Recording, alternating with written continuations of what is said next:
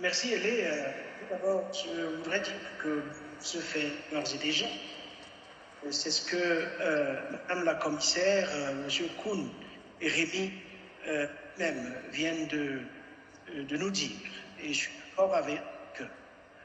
Mais la question qui nous est posée, c'est de savoir quels sont les enjeux liés au renouvellement des relations entre l'Afrique et l'Europe aujourd'hui.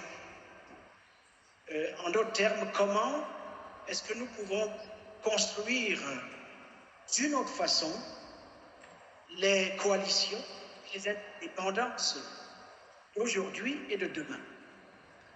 Et en fait, une fois que l'on a tout dit, je crois que c'est l'une des grandes questions qui aura marqué, du moins France, et sous l'impulsion d'Emmanuel Macron, l'action du quinquennat qui s'achève. J'ai eu la chance de vivre un petit bout de ce parcours et il m'a semblé qu'il serait intéressant pour le débat d'en dire deux ou trois choses. Parce que cette question a particulièrement retenu notre attention l'an dernier à l'occasion du nouveau sommet Afrique-France de Montpellier, lequel a mobilisé d'ailleurs au minimum 4000 jeunes Africains et Africaines répartis dans au moins 12 continents. Et tout au long de l'année, nous avons eu l'occasion de parler des relations entre la France et l'Afrique, mais en filigrane, c'est des relations de l'Europe et de l'Afrique dont il était question. Trois choses ont frappé et je vais parcourir très vite. Et d'abord, la volonté parmi cette inspiration de reprendre en main les conditions de vie. Et cette volonté de reprise en main et de maîtrise de son propre destin sur la base force de ses héritages multiples, de ses savoir-faire, de sa créativité propre, tout cela, je crois, aurait toujours dû être le nom du développement. Et si ceci est vrai, et je pense que c'est vrai, alors nous sommes forcément obligés d'approfondir aujourd'hui notre réflexion sur la raison d'être, sur le mandat, sur les méthodes de travail, des agences, surtout internationales, chargées du développement. Et de ce point de vue, un des enseignements de Montpellier, c'est que le mot aide publique au développement ne passe plus. Le mot développement non plus, d'ailleurs. Et je ne pense pas qu'il suffira de remplacer tout par le nouveau terme partenariat, y compris international, régler la question. Pourquoi? Sinon, justement, parce que nombreux sont ceux et celles qui refusent désormais, du moins en Afrique, ce dont se paye le développement, à savoir la destruction du tissu de la vie. Et je pense que c'est contre cette destruction du tissu de la vie que doivent s'articuler, à mes yeux, les principes de la seule lutte qui vaille aujourd'hui, celle qui a pour enjeu l'habitabilité de petit. Ça, c'est le premier point que je veux apporter à ce débat. Il a l'air d'être un point plutôt philosophique, mais je pense que on ne bâtira rien sans base politique, philosophique. Et donc, je pense que cette lutte est la raison principale que nous avons, non du côté des autres, encore être du côté des autres, mais du même côté. Et au demeurant, c'est la seule raison qui me permet d'énoncer un doute dont l'universalité peut être reconnue de part et d'autre par tous. Et donc, il faut sortir, à mon avis, de la logique de l'aide, mais aussi celle du projet.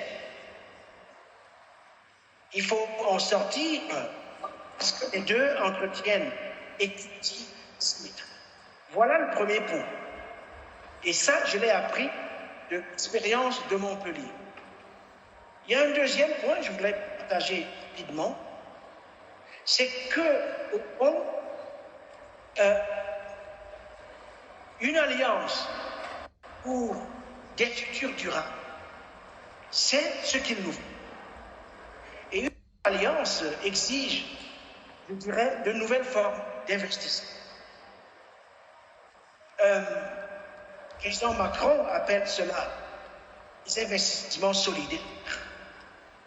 Et je pense que de tels investissements ne mériteront véritablement leur nom que s'ils permettent de financer simultanément la démocratie et la culture.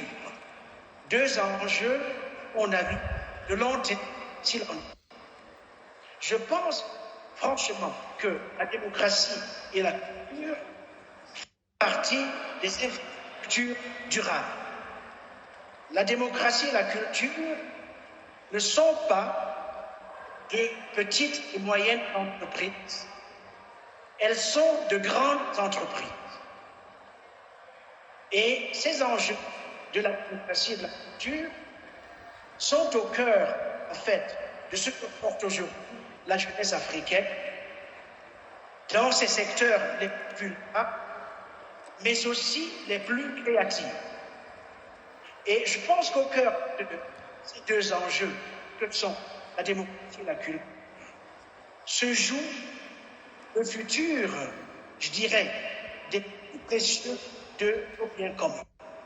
Et donc, le financement de la démocratie et de la culture doit être partie intégrante de nos discussions. Parce que là se joue effectivement le futur, je dirais, du vide. Dernier point, je pense que la nouvelle alliance Afrique-Europe, c'est aussi pour porter ensemble un agenda commun sur les problèmes planétaires, ou si vous voulez, globaux. Cet agenda, il faudra le construire. Il faudra le faire patiemment. Dans un rapport, Madame la commissaire a dit tout à l'heure, qu'il ne soit pas asymétrique.